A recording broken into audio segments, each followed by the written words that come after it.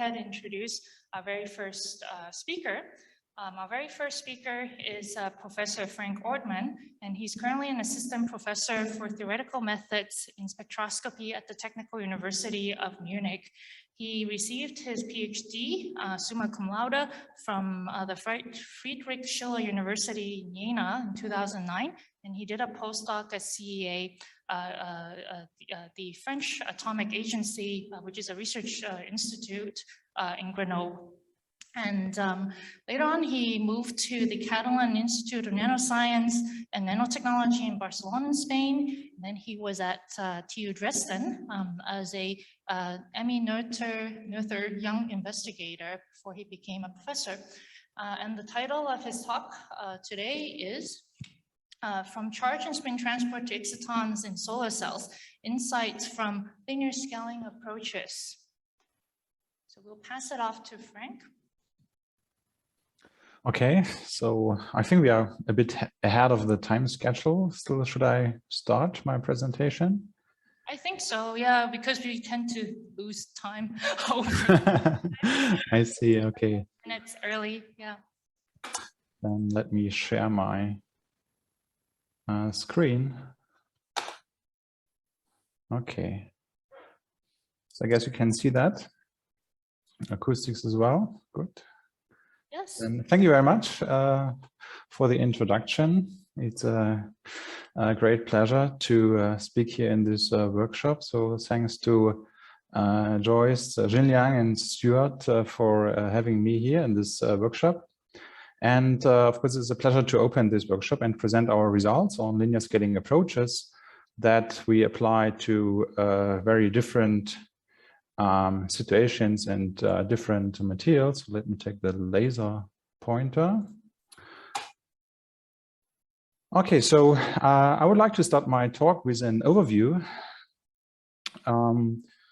over different fields to which we apply our methods. And for instance, we have a long-standing interest and activity on mesoscopic transport and mesoscopic electronics, materials. And I will show a little bit about that. I will then proceed towards Hall effects. And here I specifically focus on a few of those. I call that X Hall effects, where you can replace the X by Q for quantum, for instance, or A and S. So there's a whole zoo of transverse transport phenomena. And then I will proceed towards a spin degree of freedom and discuss this. And finally, I will include also the description of the vibrations. So the question is, can we really treat also systems that are dominated by vibrations and include the interaction, so go more towards interacting system in the sense of excitons, of course, with a focus to organic solar cells. And so obviously the complexity increases.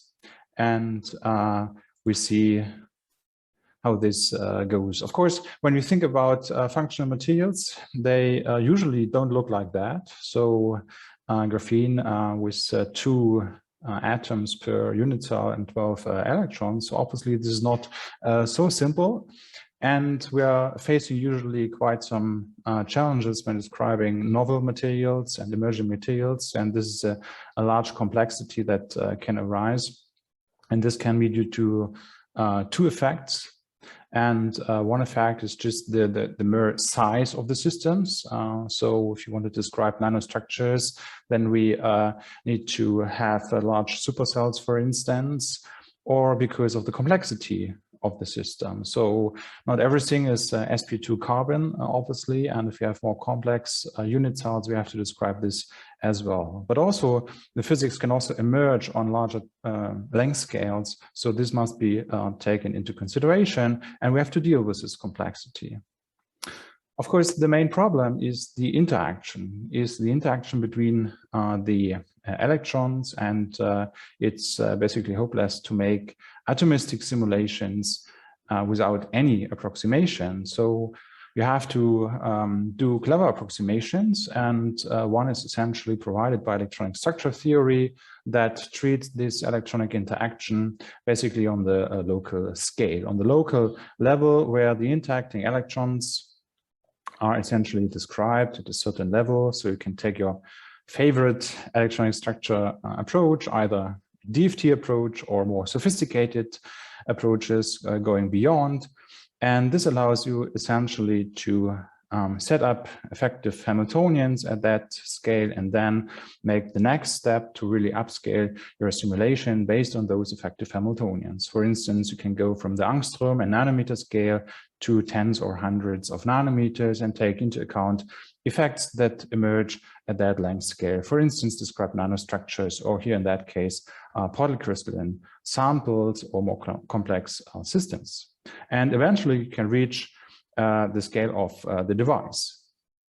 Of course, this is the most simplest Hamiltonian that we actually can use, and in many cases this will not be sufficient, and we have to go beyond that, and I will show you a couple of examples. So after this quite general introduction, I would like to introduce the methodology more in detail, focusing on mesoscopic physics and specifically on quantum transport. So for transport, there are two things you have to describe. So two ingredients you need. And one is the Hamiltonian of the system that you are studying, right? And the second ingredient is essentially a transport theory. So we are working with the Kubo formalism, so this linear response theory, and can be very efficient. So how is linear scaling achieved? Well, this is achieved by simulating basically in the time domain. Here is an example where we do the simulation of wave packet propagation. So it's time evolution. And for instance, we measure the size of those wave packets. And this is expressed in the mean square displacement. And the conductivity is just related to the time derivative of that quantity. So quite straightforward. So we're working in the time domain, so we avoid complicated diagonalization procedures. So this is numerically very efficient, and that's why we can go to the nanometer scale or to the micron scale with these simulations. So this scales linearly with the sample size, but the second, advantage is that we have a seamless description of all the transport regimes. So for instance, we can start from the ballistic regime. We can describe scattering at defects or at something that you put on purpose in your system. We can describe the diffusive regime or even the localization regime if you have backscattered waves and localization phenomena. So all these are basically accessible. One example is here where we were investigating quantum interferences here for the electrons. So again, this is our Hamiltonian. We have in this case, since we want to probe those interferences, quantum interferences, we have also to simulate the magnetic field. And here's an example where we put a very large magnetic field. Here in orange, you see the Landau levels in graphene for large fields. In fact, we are here interested in only very small fields because we do not want to impose those Landau levels. We just want to probe what is happening with these wave packets, and this has been done for small fields, which is a bit of a challenge. I don't want to go into the details, but essentially what comes out is that, yes, indeed, magnetic field can change the transport signature, can change the conductivity. For instance, here when we turn on the field in the range of like tens of millitesla, the conductivity increases. And this is a phenomenon that is known as localization. So localization effects are essentially suppressed by the magnetic field, and that's why the conductivity goes up. So this is the case for strong disorder. For weaker disorder, actually, this has been proposed in graphene to be the opposite, to have also anti-localization, which essentially means that your expanding wave packet experiences a positive, so a constructive interferences, and with magnetic field, you can disturb these interferences and then reduce the conductivity.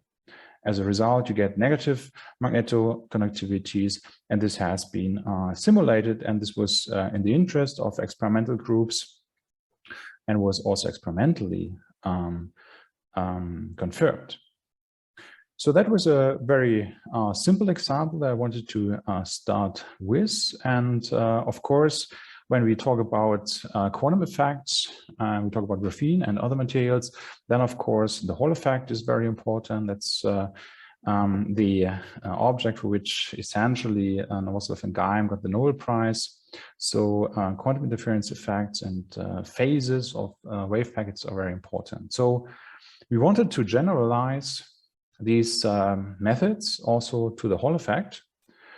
And for the Hall effect, there's a say complication, which is that this sigma xy, the transverse conductivity, is not related to this mean square displacement. So we cannot make the same kind of simulations.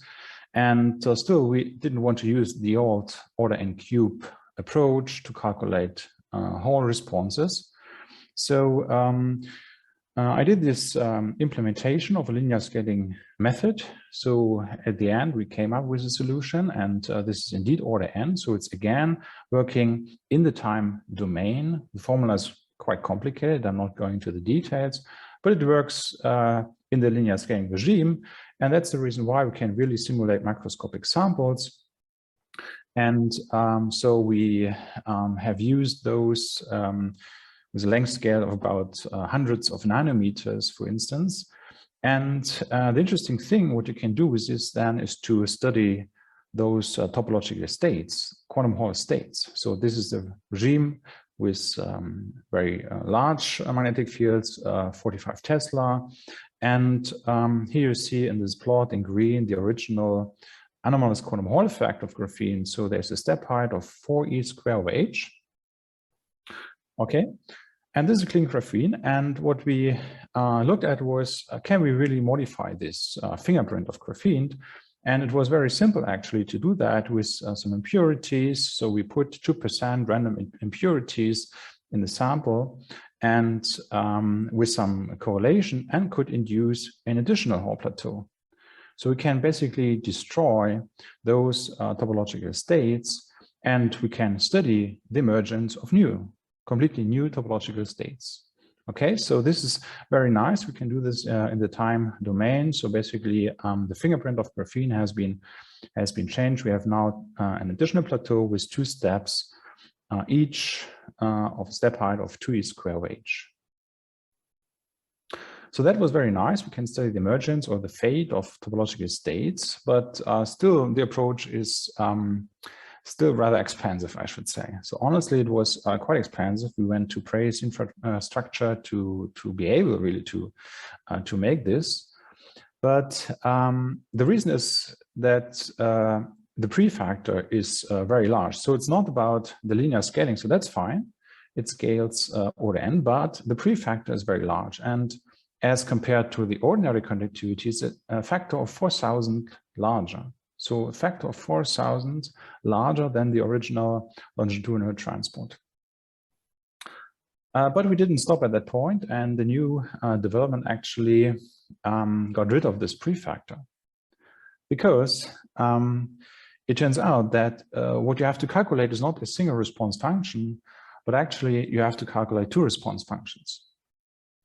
Right? And one is this d plus, and the other is a d minus.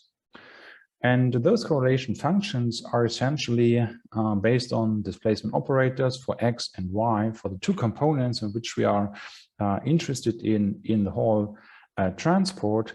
And d plus is the anticommutator, and d minus is a commutator.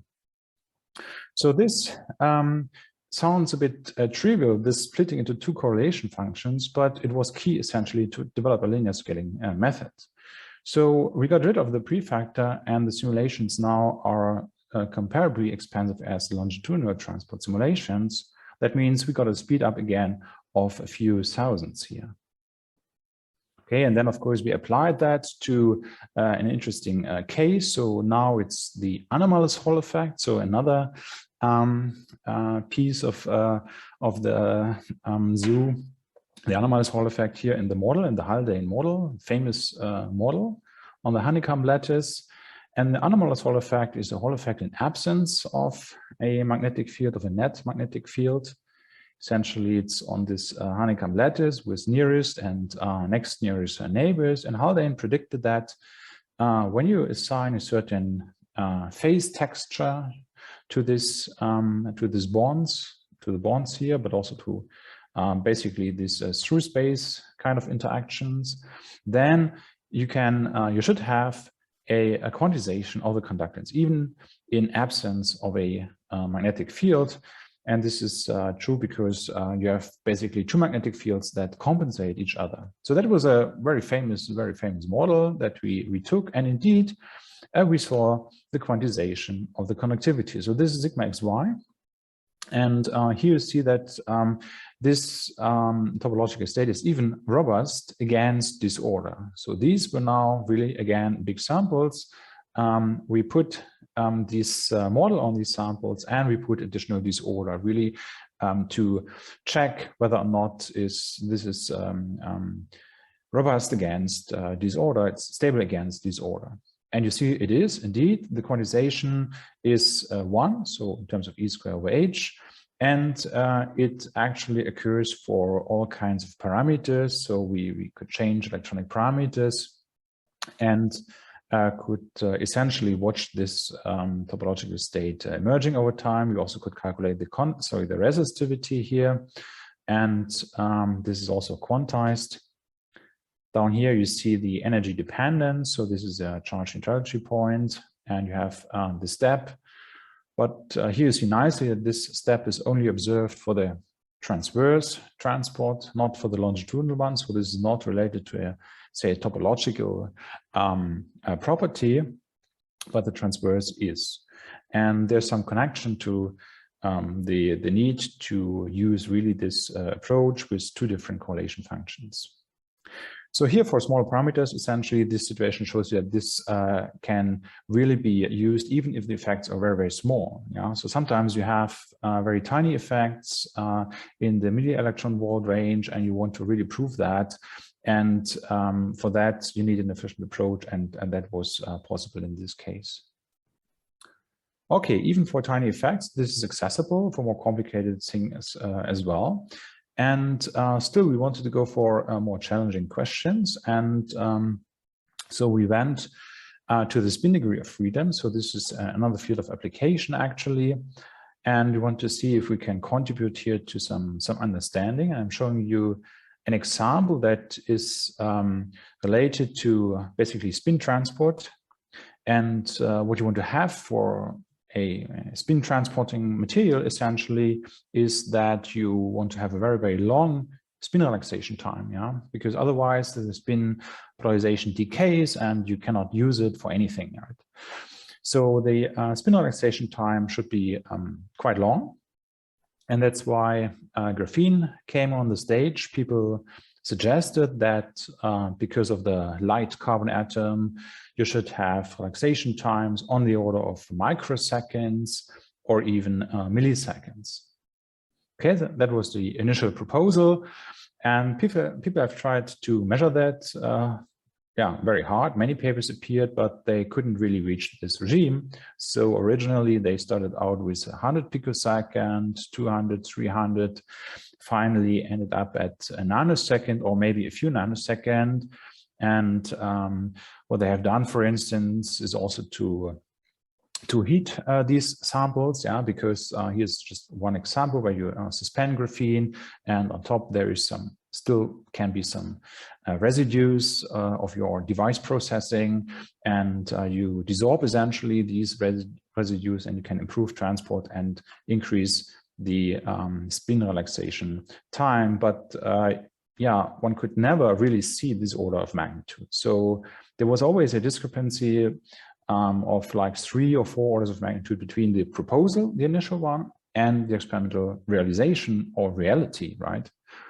And one important fingerprint was that the spin relaxation time is actually the smallest at the Dirac point. So at the point where the mobility is the highest, you have the, say, most rapid relaxation. Yeah? So this will become important. So we wanted to see if we can contribute here with our simulations. And so we implemented this one. So now looking to the spin dynamics. So we imagine we inject spin polarized electrons, and we look just to the time evolution of this spin. Okay, and there are different scenarios that you can essentially treat, and one of the scenarios was that there is still some residues at the surface. For instance, in that case, in that paper, we took gold atoms, and they induce, via a proximity induced effect, spin-orbit coupling in graphene, and this can potentially relax the spin. So the simulations here in the middle were quite surprising in some sense, because we really observed this dip at low energy. And that was quite motivating, honestly, to really proceed and to proceed towards the full understanding. So the first result were quite promising. The order of magnitude was a little bit lower, but that's fine for a model. But why is that? How come we can have a very small relaxation time at low energy, at high energy? So we have to understand the mechanism also. And this is also possible. We so I did some very simple simulation actually here with Mathematica, and observed basically that at high energies, we do have a quite regular precession. So what I'm showing here is essentially the spin dynamics. So starting from this blue spin direction that is vertical, and then it precesses here counterclockwise and changes color. So that's indicates essentially the time, right? Color indicates the time. You see it's a very regular precession. After one precession period, it comes back here to the vertical orientation, and it did not relax. So spin relaxation time seems to be very, very large at high energies. But at low energies, things look quite different. And this is a typical example. And the reason is that this precession does not proceed in this ordinary way, in this regular way. And the reason is that there's the spin that is not decoupled, but actually the spin is coupled to another quantum degree of freedom, which is the so-called pseudospin, which is related to the graphene's sub-lattice degree of freedom. And you have two quantum degrees of freedom, and they are coupled, and the interaction between both depends really on time scales of, on the periodicity, on the time scale of the dynamics. So what's happening here at high energy is that the pseudospin dynamics is very rapid and doesn't influence the spin dynamics. But here at low energy, both time scales are pretty equal. And that means you have a joint motion. You have a joint dynamics of both spin and pseudospin degrees of freedom. And that's why the spin expectation really looks so complicated. So it's an entanglement. It's an entanglement between those degrees of freedom, and as a result, you have a rapid dephasing. So it's like in an orchestra, basically, if every musician plays a different melody, right? So the first violin plays Bach, and the second violin plays Handel. And of course, at the end of the day, it's just noise. Yeah, each of the melodies are very nice, but putting them together is just noise. And this is the origin of this rapid dephasing.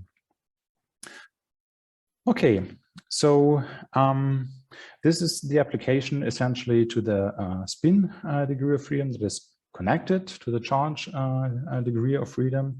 And however, we wanted to proceed and to go even a step further, because the electrons are not the only quantum objects that we have, of course, and we're asking ourselves, can we also extend this linear scaling paradigm to describe vibrations? Okay, so that would be, of course, very important, because vibrations determine the intrinsic properties of many systems, for instance, superconductivity, but also dissipation, Temperature effects at all are very important often.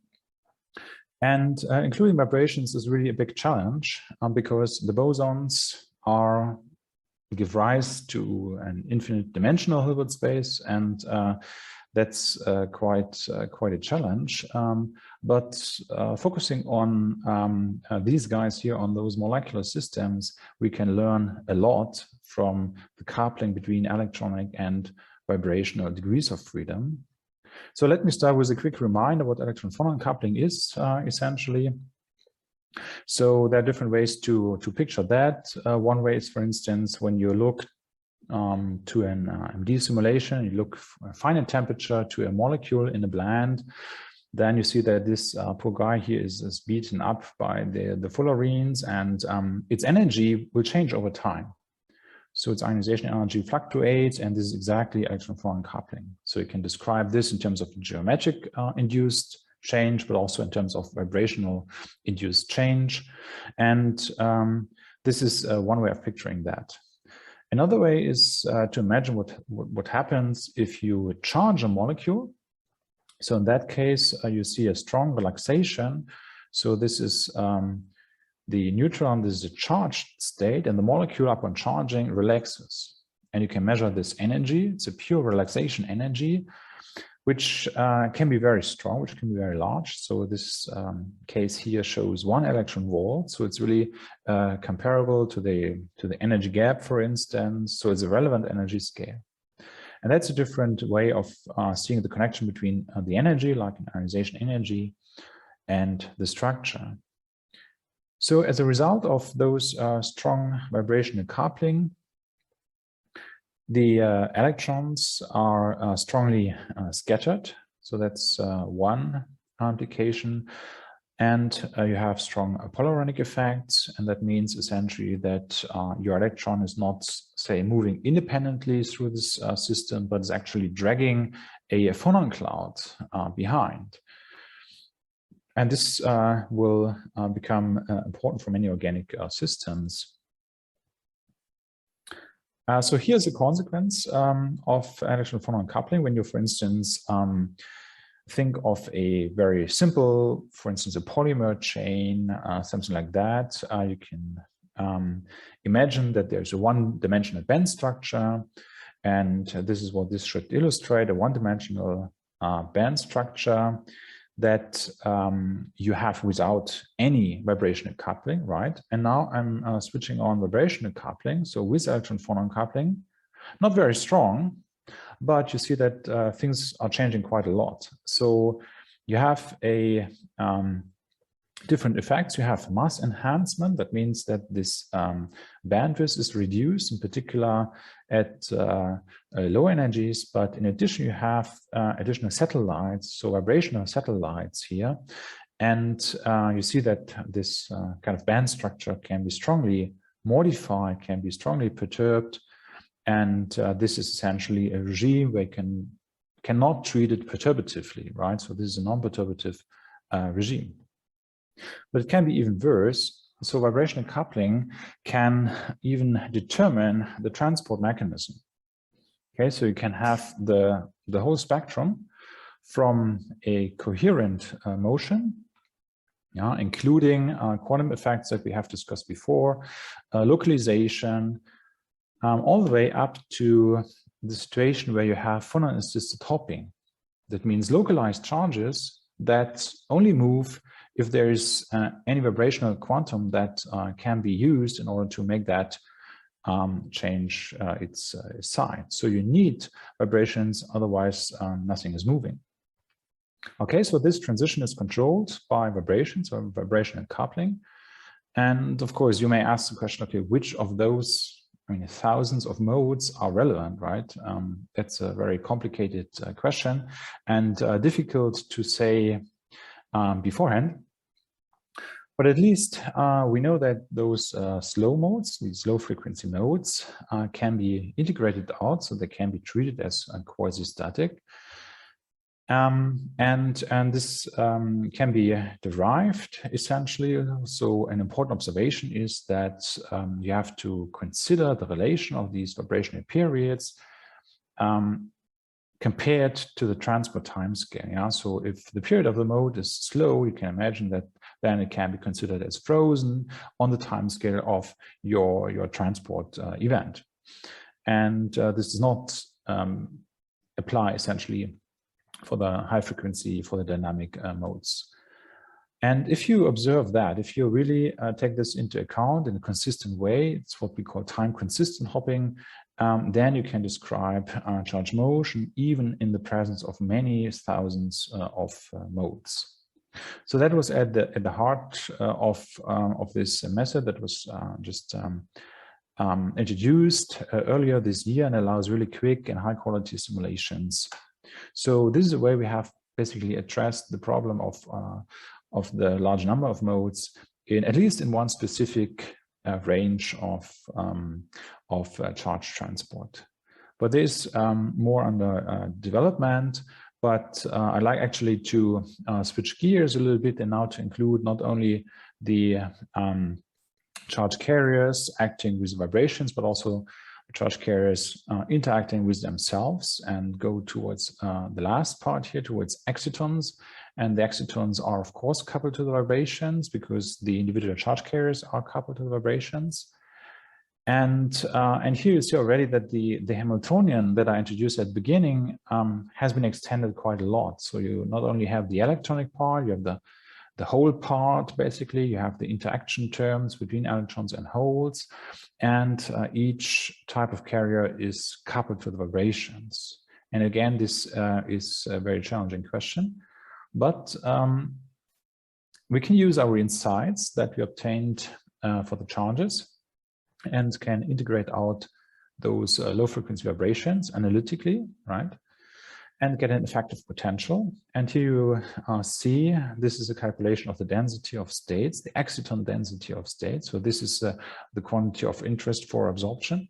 The exciton density of states, I'm comparing here in orange, the, say, pristine, purely electronic eigenstates, if you want, excitonic eigenstates. So this, you can think of this as a hydrogen series, for instance. Here it's not exactly like that.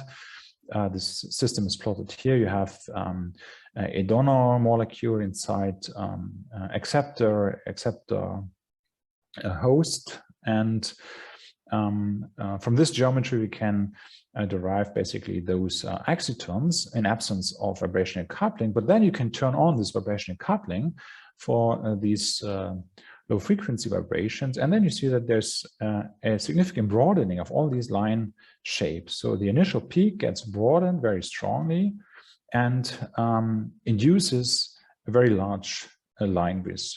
So this is again an effect of the vibrational coupling. Here you see that this determines essentially those spectra, and even if we include also the electronic coupling to neighboring molecules, the picture doesn't change a lot. Here in blue is basically the full model, which is essentially the same as the vibrational couplet model. So this is dominated by vibrational coupling, and these are the low frequency modes. Okay, and this will be important for solar cells. But in order to be sure that this is really true, we wanted to see if we can freeze out those modes, because there should be a temperature dependence. So this is at room temperature. And if you cool down, then those modes should be frozen out. We did this simulation. Of course, we can easily go to lower temperature in the simulation, and the experiment is a bit more difficult, but our collaborators could do. And here you see nicely how upon cooling down from 350 Kelvin down to 80 Kelvin, you reduce this line width. And this is agrees very well between experiment and theory, but it's not the only example. We have a couple of more. Here is plotted essentially the line width versus temperature. And you see when cooling down, the line width is reduced. And this happens actually for all those materials. So we took different donor materials into the acceptor matrix. And in all cases, we reduce the line width. Okay, here you see the comparison between experiment and theory, and that coincides very well. However, we also observe there is a set duration at low temperatures. And this is seen for all the materials, in particular for those here which have narrow line widths. And you see there is really a saturation, and this saturation can be explained by 0-point vibrations.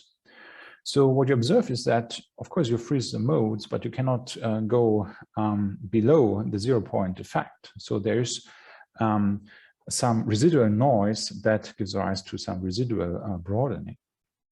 And interestingly enough, we see that at room temperature for some of those curves, for instance, here, the yellow one is rubrine. And this shows that this low temperature effect, the 0-point effect, actually persists up to room temperature because it's more or less constant. Yeah? So there's only a little bit increase, but most of the effect is 0-point vibrations. So that means what you observe at room temperature in those solar cell blends, what you observe at room temperature are essentially 0-point vibrations. Right, and that was quite an intriguing finding here for those temperatures. Okay, so that was maybe an academic exercise, but you may ask the question: why is this line width really, in particular in the subgap region, why is this line width so important? And the reason is it is directly connected to the voltage losses in those blends. So, of course, I mean, if you have a voltage, if you have a photovoltaic device and you want to have a voltage of 1.5 output voltage, you don't want to have a loss of 0.8 or 0.7 electron volts, right? And but you can have, if you have those radiative losses. We calculate the radiative loss from those absorption line shapes. And here again are the materials. Again, the agreement between the experiment and the theory was quite good. Here now the calculated voltage loss, radiative voltage loss. And so here the experimental one, here the theoretical one. And you see the agreement is perfect. But more importantly, here we are predictive. So we can really take a set of materials and do these calculations and calculate these voltage losses. So really the device quantity, if you want, from molecular simulations. And what we see is that there are, of course, some materials which are not so nice. Yeah, so because you can have losses on the order of 0.6, 0.7 electron volts, but there are also other materials which are much better, obviously. So based on this combination of, on the one hand, electronic structure calculation, linear scaling approaches, and some say theory how to calculate device properties, here in that case voltage losses. By this combination, you can really start to put up design rules based on molecular properties, on molecular features and key quantities, and try to boost the efficiency. And of course, for solar cells, very important, right? So any increase in the efficiency by whatever 1%, maybe you're able to switch off a power plant, let it be a nuclear or coal-fired power plant. That's very important. Well, those CT states that are relevant for solar cells actually are also important, can also be used for other devices. Here, just one example, photodetectors where those blends are included essentially in a cavity, and you can, by a strong coupling, essentially induce some absorption in some spectral region, which is previously not accessible, for instance, here in the near infrared. So you see essentially the original absorption of the neat material. Here in green is the absorption of the blend, but then with a cavity, you can really change things and introduce that as a very useful device. So this is just something I wanted to mention here for completeness. Right. Now, in treating these materials with their complex interactions, you may ask the question, with this, I mean, overwhelming complexity, right? Vibrations and electrons, how predictive are really these simulations? And in particular, how accurate is the treatment of the low frequency modes by analytical approaches? Can we prove that? And this was one question that we asked ourselves. And what we are doing here is just one example where we validate this approach. And the example is essentially applied to a donor acceptor interface. Again, we have here molecules, a donor molecule, it's a polymer. The acceptor molecule is, in this case, a fullerene.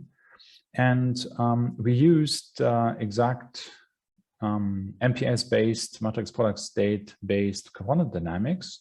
So this is really a correlated method that people use for correlated electron systems quite a lot in the last years, mainly electronic correlations, but of course you can also apply that to electron phonon correlation, and that's what we are doing.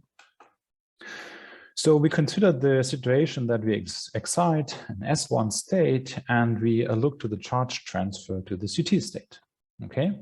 And we observe essentially the probability or the occupation P as 1 of the S1 state, and it starts from 1 and decays. So you have the charge transfer to the acceptor that occurs here on the femtosecond. It's ultra fast time scale. And we wanted to compare this exact approach with the time consistent hopping theory, because the time consistent hopping theory is much more cheap. So you can do the simulation basically in a millisecond. Here, of course, with this complicated framework, it takes maybe 1 day or 2 days or so. And but you see that the difference between both is actually not so strong. So both approaches compare very well. So what you see here is in orange is the MPS-based quantum dynamics, so the exact quantum dynamics with its energy dependence. So what I'm plotting here is the rate, so how fast this transfer step occurs. And it has a characteristic energy dependence, so depends on the energy, on the offset energy between the donor and the acceptor, which is also called a driving force. And you see that actually this time consistent hopping approach shows the same qualitative behavior. So that's very nice, because that tells you capture a lot of the correct physics here, right? And this allows us then really to validate those simple models based on this exact quantum dynamics, to validate these models, to get more insights. How do different vibrations contribute, for instance, and so on and so forth. You also see that with a different hopping approach that is very famous, the so-called Marcus hopping. It's based on the Marcus theory. And this is indicated here in gray. You don't see a good match. So actually the absolute value is far off, but also the energy dependence is quite different to the exact dynamics. So you should really take this time consistency into account, which really allows you to capture the essential physics. Okay, since I'm slowly approaching the end of my talk, in which we have discussed earlier, longitudinal transport for simple mesoscopic systems, conductivity, and also transverse transport, the Hall effect, the quantum Hall effect, anomalous, quantum anomalous Hall effect. Now I'd like to generalize these methods to, say, a larger set of situations. So because conductivity, so let's consider what conductivities are. Conductivities are linear responses to an electric field. And what you measure is an observable, which is essentially the current, right? So it's a pair of perturbation, the electric field, and the observable, the current. And now let's try to broaden our view and replace the measurable observable, the current, by some observable, let's call that A. And the perturbation, the electric field, you replace by any operator B that corresponds to a physical quantity. And it turns out that with any perturbation function, so time dependent or constant, that with any perturbation function, you can calculate the linear response, not only for the conductivity, but for any combination of A and B operators in the same way as we did before. So this is really a vast generalization. You just need to calculate these D- and D+ function that I introduced before as a function of time. And then you just have the response. So now you can start to think which kind of quantity you really want to study. In linear response, you can use this very efficient approach. So that's a very large generalization to basically an unlimited number of effects. And finally, also I want to mention that these linear scaling approaches can also be combined with structure prediction. So here I'm showing you examples. So crystal structure prediction is one example. So combining different molecules into new co-crystals, for instance, one possibility to engineer dielectric properties. So we are really in the design part here, and the engineering part. You can engineer the electronic structure or the conductivity by doping. So based on, say, predicted morphologies and the simulation of the electrostatic and doping behavior, you can see and you can understand why connectivities for some systems are good and why for other systems they are bad. You can modify that by at least 5 orders of magnitudes by correct choice of the dopant, for instance. And you can also enter the engineering of properties, of electronic properties by electrostatics. Here I'm showing an example of our research where we were able essentially to shift the ionization energy in a thin film by more than 1 electron volts by just blending this film. So it's a pure electrostatic effect where essentially those electronic energies are not directly related to the molecule but to the thin film. And yeah, and this can be combined with these linear scaling methods. Okay, so finally the summary. So we started out by treating the more simple problems of quantum transport in the time domain, which allowed us to come up with a linear scaling approach. We considered charge and spin transport. Then a major step was the inclusion of the vibrations and the vibrational coupling. And there are different procedures, different ways to tackle the high dimensionality of the Hilbert space. But if you do that, then you can really describe scattering, Polaronic effects. And this in one case led to a new hopping theory, new hopping approach.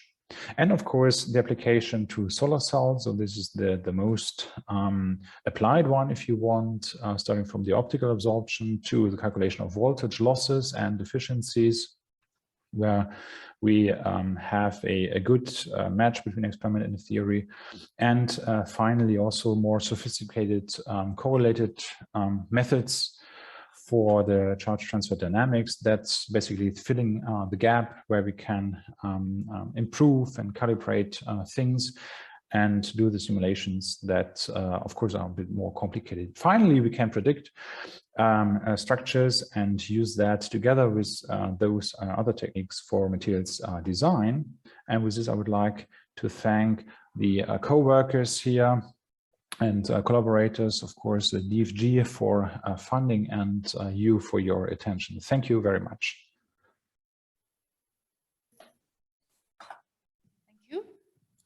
Are there any questions?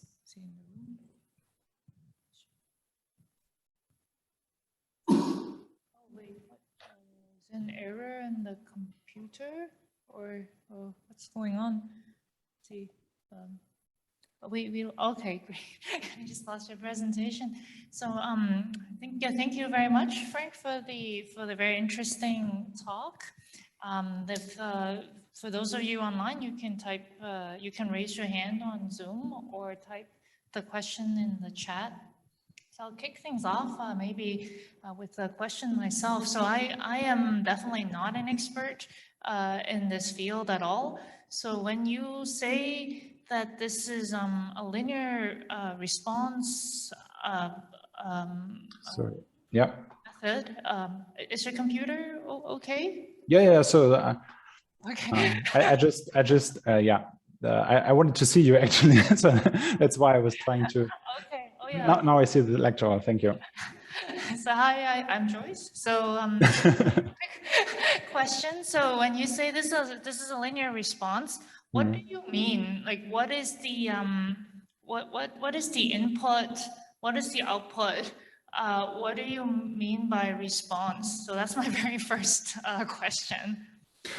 Well, so I see it like that. So any kind of experiment that you do to a system is essentially probing a response function. That means that so when you, for instance, shine in light, then you perturb the system and you watch the response of the system to this perturbation. So there's always a response that is connected to essentially one perturbation and one observable. So that's a very general say perspective to that. And for the conductivity, you have light, so basically your electromagnetic wave. So if you describe that classically, for instance, is the perturbation, and then you can observe a current in the system, and that is, for instance, related to the dielectric constant, to a dielectric function, for instance, or same is true for the conductivity or for the susceptibility. If you think about magnetic properties that you can probe. And linear just means that the perturbation is sufficiently weak that your response only depends in linear way and not in a quadratic way on this perturbation. Okay, so for example, if you pick one example in what you've presented, say the spin in graphene, the spin dynamics in graphene, I just wanted to understand maybe the methodology a bit there. So how is this? Yeah, what is the in this context? What do you mean? Yeah, okay. So in the context of spin, so it depends on the measurement. So let me see if I can share again. Yeah. It depends on what you measure. So for instance, in that case, if you're interested in quantities like the spin conductivity, that means that, or let's put it more simple. If you observe the spin dynamics, then you have an observable, which is a spin that is, for instance, can be connected with a magnetic field to an energy, for instance, with direction. You can also probe the vector of this spin. So the expectation value would be, for instance, this spin orientation. And the perturbation depends on what you want to calculate. Here in the spin dynamics, you don't have a perturbation, but if you want to calculate a spin conductivity, which means that, well, it's a bit complicated. Let's put it more simple. A conductivity of spin essentially means that spin up and spin down electrons move in the opposite way and have a certain conductivity. And this can be induced by an electric field, for instance.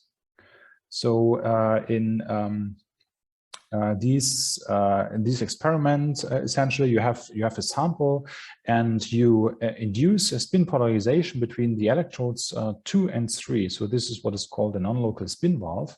So you have, do you see my, okay.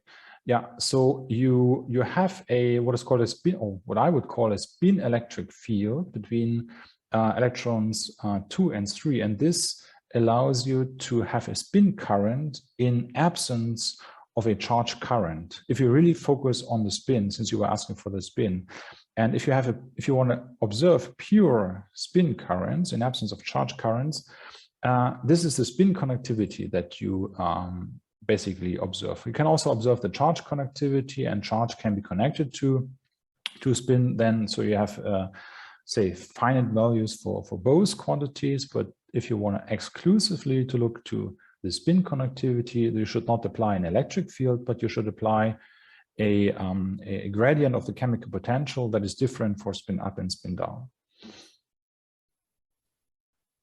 I hope this answers your question. I'm not sure. Liana, maybe I think I'm thinking about something quite different, but we can talk next week when we meet. There's Sure. a hand up from Christian Thygesen, next speaker. You can unmute. Hi, Christian. Yeah. Okay. Hi, Frank. Thanks for a very nice talk. So I'll remove that hand again. So we've also been looking a little bit at the polymer solar cells in the past, and one thing that was always very difficult was sort of the morphology of the whole thing, because these solar cells are really complex structurally, and you don't really know how the polymers right, how they mix together. So how do you deal with that challenge in the simulation? Yeah. So I'm not sure that in the future we should go to polymer solar cells, because, as you say, we have always a intrinsic kind of uncertainty, disorder because of the morphology. One tries to get rid of that, but it's very challenging. And always when you have a distribution of energies, when you have disorder at the interface in the bulk heterojunction, then you will lose energy, and that's something that is in principle not good. So that's what we have seen for the small molecules, for instance, that for a weak disorder, here we had just vibrational disorder, but you can simply put additional disorder. For weak vibrational disorder, you have the smallest losses. But if you have a broad distribution of states, then this is not good, and then you will lose a lot of energy. Of course, you may think, well, I mean, I need a good absorption, so I will want to absorb the whole spectrum. That's okay, that's correct. But actually, this is only part of the story, because the solar cell also emits light, and this is what you need to suppress. And this is the disadvantage of those broad distribution of states of disordered systems. Mm-hmm. So that's why I would say, yeah, of course, polymer solar cells are a bit complicated, but might be in the long term not be the most efficient systems that we can produce in the future. Mm-hmm. But maybe I'm wrong, and somebody can solve that and make a polymer crystal on top of another polymer crystal, and then we go ahead. Thanks. Stuart? Thank you very much for your talk. I had a couple of questions. One was, I didn't really understand the spin lifetime in graphene, and I just briefly looked at your paper, and you said okay. You said it's something to do with random spin-orbit coupling, and I just wonder, where does that random spin-orbit coupling come from? Okay, so in that case, it was again. Let me share. In that case, it was one scenario that we considered, that was random impurities, but actually it doesn't have to be random. So here we put just a certain concentration of heavy atoms on top of the basal plane, and those locally induce spin-orbit coupling. And this can be on the order of milli-electron volts, but if you dilute them, like you probably have in the experiment, like 0.5%, then it's a random, say, effective spin-orbit coupling that is on the order of microelectron volts. And that is one scenario which basically leads to spin-orbit coupling, but there are other scenarios where basically you can either, due to the gate electric field and the Rashba effect, induce an effective spin-orbit coupling. So that would be maybe with less disorder, or you can consider the intrinsic spin-orbit coupling of graphene, which is also there. And actually it turns out that the resulting spin-orbit coupling in the system is not so much dependent on these three scenarios.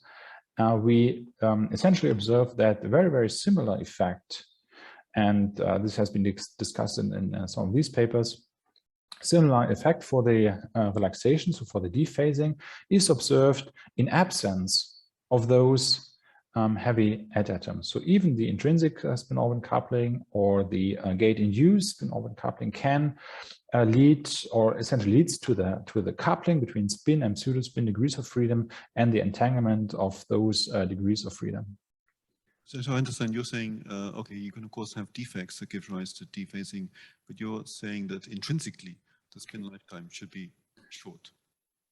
Exactly. Also, the intrinsic spin lifetime should be not so long as expected. I think I have here the comparison.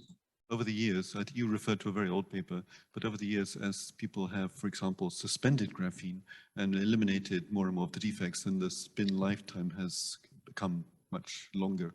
Yes, but not so long that we reach the millivolt range. So maybe I can. A different question. You mentioned electron-phonon coupling. Okay. You mentioned superconductivity. And I wondered if you made any predictions about superconductivity and electron. No, we never did. Question. And let's say, have you related it to, still heavily debated the origin of high temperature superconductivity or the high temperature superconductivity in iron selenium on strontium titanium oxide? And I wondered if you had any insights into those types of systems. So we never actually looked into that. Of course, this is a very important domain and field of activity, and interesting systems are emerging there. But we never looked into those systems and into those pairings. But in principle, I think with the MPS methodology, it would be possible to go in this direction in the future. But I cannot provide any insight. Sorry for that. And maybe one final question. You mentioned in particular linear response. And I wondered, when does linear response theory break down? And let's say you also mentioned topological materials. So the most interesting properties could be the Carl anomaly, hydrodynamic flow. Can you discuss those linear response models? Are they relevant, or when do they break down? Because also I was thinking, let's say in graphene, you can accelerate the electrons to very high velocities, and then presumably you're no longer in that linear regime. So give us some idea of when linear response theory would break down, and to what extent it can account for the topological properties or the properties of many of the systems that, which are discussed today.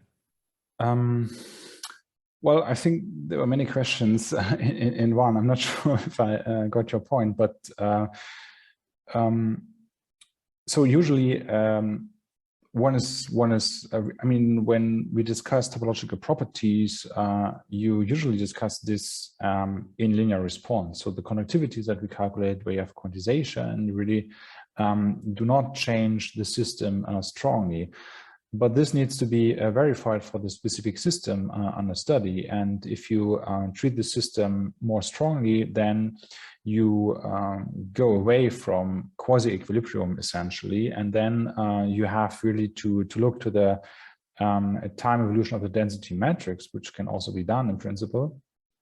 And to see if the stronger fields induce some nonlinearities and what are the responses of these nonlinearities. In most cases, you can experimentally, just by checking whether this depends on the size of the perturbation or not, check experimentally if you're in the linear response regime or not. So usually for optical, well, so conventional absorption, of course, you are, but of course, if you have a very strong laser, a very short pulse, then you can easily go beyond this, or you have 2-photon absorption and things like that, and then, yeah, you are beyond this regime. Okay, thanks very much. Okay, you're welcome. Thanks. Yeah, I think I took him to mean that you can always redefine a system as the original, and then the perturbation, yeah, could be weak enough, so it's linear. Anyhow, so I think with that, yeah, we are at half past. So thank you very much, Frank, and we'll move to the next speaker. Okay, thanks. Thank you.